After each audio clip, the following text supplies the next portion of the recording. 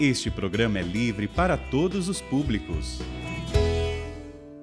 O Senhor esteja convosco. Ele está no meio de nós. Proclamação do Evangelho de Jesus Cristo segundo Mateus. Glória a vós, Senhor. Naquele tempo, quando Jesus chegou à outra margem do lago, na região dos Gadarenos, vieram ao seu encontro 2 homens possuídos pelo demônio, saindo dos túmulos. Eram tão violentos que ninguém podia passar por aquele caminho. Eles então gritaram: "Que tens a ver conosco, Filho de Deus? Tu vieste aqui para nos atormentar antes do tempo?" Ora, a certa distância deles, estava pastando uma grande manada de porcos. Os demônios suplicavam-lhe: "Se nos expulsas, manda-nos para a manada de porcos." Jesus disse: "Ide." Os demônios saíram e foram para os porcos. E logo toda a manada atirou-se monte abaixo para dentro do mar, afogando-se nas águas. Os homens que guardavam os porcos fugiram e, indo até a cidade, contaram tudo, inclusive o caso dos possuídos pelo demônio. Então a cidade toda saiu ao encontro de Jesus. Quando o viram, pediram-lhe que se retirasse da região deles. Palavra da salvação. Glória a vós, Senhor. Que as palavras do Santo Evangelho perdoem os nossos pecados. Meus irmãos e minhas irmãs, antes desse episódio do Evangelho de hoje, Jesus disse aos apóstolos, uma passagem bem conhecida: "Passemos para outra margem." Eles estavam em uma região ali do Mar da Galileia, e ele chegou para os apóstolos e disse: "Passemos para outra margem." O que foi que aconteceu ali no meio da travessia? Aquele evangelho tão conhecido da tempestade, que as ondas agitaram, Jesus estava dormindo, os apóstolos com medo, achando que iam morrer. Jesus acorda, e diz: "Homens de pouca fé, por que tanto medo?" E com o seu poder ele acalma a tempestade. A tempestade no Mar da Galileia foi uma preparação para o que viria. A maior tempestade viria em terra firme e não no mar. A maior tempestade era a que seria encontrada naquela terra firme, na região dos Gadarenos. Quando Jesus chama para outra margem, Jesus já tinha a intenção do que ele iria fazer na outra margem. E tudo o que aconteceu ali antes, aquela tempestade no mar, foi uma preparação para a maior tempestade que viria. Nós encontramos este episódio dos demônios, dos possuídos de demônio, nos 3 evangelhos sinóticos, Mateus, Marcos e Lucas. Marcos e Lucas falam que era um homem só, mas no evangelho de hoje, que é de Mateus, ele fala que eram 2 homens possuídos de demônio. Será que é uma contradição aqui no evangelho? Uns falam que eram apenas um homem, mas Mateus falam que eram 2. Não é contradição aqui. Mateus, no evangelho de hoje, ele quer enfatizar uma realidade que era comum naquela região. Era uma região totalmente pagã, onde as forças do mal reinavam naquela região. Não era somente um possesso, não eram apenas 2 possessos, mas Mateus quis identificar aqui, nos 2, que era uma cidade de possuídos de demônio. A região dos Gadarenos era uma região dominada pelo mal. E aqui o evangelista Mateus, ele quer mostrar que a região era infestada de possessos de demônios.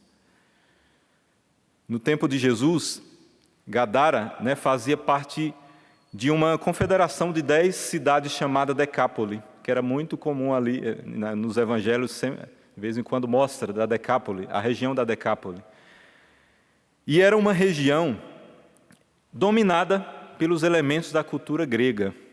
A cidade foi durante muito tempo dominada pelos gregos, depois foi dominada pelos romanos. E foi uma mistura de deuses pagãos. Os deuses gregos, depois os deuses pagãos romanos. E o povo daquela região adoravam os deuses gregos e os deuses romanos. Foi uma cidade invadida por povos. capturada por povos. E todo aquele que dominava um local, eles predominavam a sua cultura. E o que predominava naquela região era a adoração a outros deuses. Os homens praticavam muitas maldades, os habitantes cultuavam os deuses gregos e romanos. Um dos significados do hebraico para descrever os gadarenos é tomado, capturado. Outra tradução, outro significado diz capturado pelos demônios. Olha o que era essa região. Jesus, quando diz passemos para outra margem, ele queria ir para essa cidade para expulsar os demônios daquela localidade, para expulsar os demônios dos homens que estavam possuídos. Os homens que chegaram até Jesus e tinham sido capturados, dominados pelas forças do mal, era um resumo da população daquele lugar. E aí nós vemos no Evangelho de hoje, os espíritos do mal não entenderam o motivo porque Jesus, o Filho de Deus, estava indo para aquela região que era esquecida, uma região que ninguém queria ir, uma região que era pagã, então os judeus não iam naquela região. Os judeus não iam lá, os homens de Deus não iam naquela região porque ficariam contaminados com o mal. E aí os demônios não entenderam porque Jesus apareceu naquela cidade esquecida, dominada durante anos e anos por eles. E aí eles falam, o que tens a ver conosco, Filho de Deus? O que tens a ver conosco? O que vens aqui? Porque viesses aqui, essa região é nossa. E aí diz, tu viesse para nos atormentar antes do tempo? Olha, os demônios já sabem que são perdedores. E eles disseram, tu vens aqui para nos atormentar antes do tempo? Eles sabem que chegará o tempo onde Deus derrotará, por fim, toda a força do mal e precipitará todo o mal, os demônios, no inferno. Jesus vai atrás do que são seus onde for. Era uma região esquecida, dominada pelos demônios, e Jesus foi lá. Jesus é o santo que quer nos santificar. Jesus é o médico dos médicos que quer ir até onde os doentes estão. Jesus quer ir salvar os que estão perdidos. Por isso ele foi naquela região. E Jesus vai aonde tem alguém perdido. Jesus vai atrás onde tem alguém necessitado da salvação. Ninguém está esquecido pelo Senhor. Aquela região não era esquecida por Deus, por isso o Filho de Deus foi lá para salvar. Ninguém está perdido para Jesus. Ele vai atrás onde for para nos salvar, para nos libertar. Mateus fala que os espíritos imundos tornavam o homem totalmente distante de todos. Diz que não viviam nas cidades, mas viviam nos túmulos. Viviam sozinhos. Eram como mortos.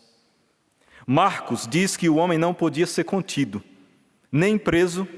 Por isso eles amarravam eles em correntes, pois os demônios faziam dos homens em pedaços. Os demônios roubaram a sanidade daqueles homens. Olha, os demônios faziam com que eles estivessem como mortos. Roubaram a sanidade deles.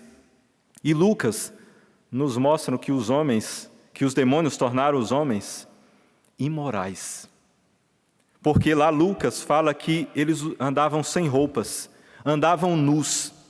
Os demônios destruíram a moralidade daqueles homens. Olha, deixaram eles como mortos, a alma deles estava quase morta. Eram vivos, mas como mortos. Destruíram a sanidade deles, eles viviam como loucos. Os demônios tomaram a sanidade, a razão daqueles homens e destruíram a moralidade. Eram homens que viviam nus. E aí eu lembro aqui que lá em João fala qual é a estratégia de Satanás para nos destruir. O ladrão não vem senão para roubar, matar e destruir. O demônio não vem senão para roubar, matar e destruir a nossa alma. Era o que o demônio fazia com os habitantes daquela região dos Gadarenos, que eles dominavam. Roubavam a sanidade mental deles, a razão deles. Destruíam a moralidade deles, daqueles habitantes. e matavam a alma. Eles estavam matando cada vez mais a alma daqueles homens. E é isso que o inimigo quer fazer com a nossa alma: roubar, matar e destruir. Agora tem um detalhe que às vezes todos nós nos perguntamos, né? Por que os demônios pediram para Jesus entrarem nos porcos? Por quê? Qual era a intenção deles? Isso é uma estratégia de Satanás, dos demônios. Eles são mentirosos, eles são enganadores. E vejam a astúcia daqueles demônios que queriam enganar até o próprio Jesus. Eles pediram: então, se queres nos destruir, então manda-nos para os porcos. Na região lá de Gadara, como eu disse, era uma região foi dominada pelos gregos e depois dominada pelos romanos. E os romanos sacrificavam porcos nos sacrifícios aos deuses. O porco, para os romanos, era um animal sagrado. E eles sacrificavam nos templos dos deuses deles os porcos, entregando para os deuses. O povo sacrificava para um deus chamado Dionísio, que era o deus do vinho e da impureza sexual. Nesse culto, no culto, os habitantes sacrificavam os porcos e eram embriagados. E ali, naquela embriaguez, eles se entregavam nos prazeres sexuais, nos sacrifícios. E quando, naquele sacrifício, os demônios possuíam as pessoas que faziam os sacrifícios. Por isso que os demônios falaram: então, se queres nos destruir, manda-nos para os porcos. Porque quando os porcos eram sacrificados nos templos dos deuses romanos, depois eles pegavam a carne dos porcos e levavam para vender nos mercados. O que é que acontecia? Aqueles que compravam a carne dos porcos, infestada pelos demônios do sacrifício, eram possuídos. Era um ciclo. Os porcos eram sacrificados nos templos dos deuses romanos. As carnes eram levadas para serem vendidas nos mercados daquela região. E quem comia eram possuídos pelos demônios. Olha a artimanha dos demônios. Eles disseram: Jesus, Filho de Deus, então nos manda para os porcos. Porque eles sabiam que aqueles porcos seriam sacrificados nos templos dos deuses, depois eram vendidos nos mercados e eles poderiam possuir outras pessoas. Só que Jesus é o Filho de Deus. Ele sabia a intenção daqueles demônios. E aí ele diz: podem ir, vão para os porcos. Só que ao irem para os porcos, Jesus precipita toda a manada de porcos no mar. E os porcos morrem. O que é que aconteceu depois? Diz que toda a cidade foi atrás de Jesus porque foram falar desse episódio. Quando Jesus chegava a uma cidade, dizia que todos iam fazer o quê? Levar pessoas para serem curadas, pessoas com espíritos imundos para serem libertas, iam para escutar Jesus falar e serem salvas. Mas na região dos Gadarenos, diz que toda a cidade foi atrás de Jesus para quê? Para dizer: saia daqui. Os habitantes daquela região preferiram permanecer na dominação dos demônios do que serem salvos. Saia daqui. Por quê? Porque aquela manada de porcos, eles iam vender para os templos dos sacrifícios e Jesus causou destruição econômica deles. Veja, eles preferiram os demônios do que o Santo dos Santos. Preferiram permanecer dominados pelas forças do mal do que ter a salvação que o Cristo veio trazer. Olha o que diz na oração inicial que eu iniciei essa Santa Missa. Ó Deus, pela vossa graça, nos fizestes filhos da luz. Concedei que não sejamos envolvidos pelas trevas do erro, mas brilhe em nossas vidas a luz da vossa verdade. Aqueles homens preferiram as trevas do erro, da dominação dos demônios, do que a luz que o Cristo veio para iluminar. Que nós possamos deixar o Cristo invadir a nossa alma para nos libertar. Muitas vezes não quer dizer que estamos possuídos de demônios.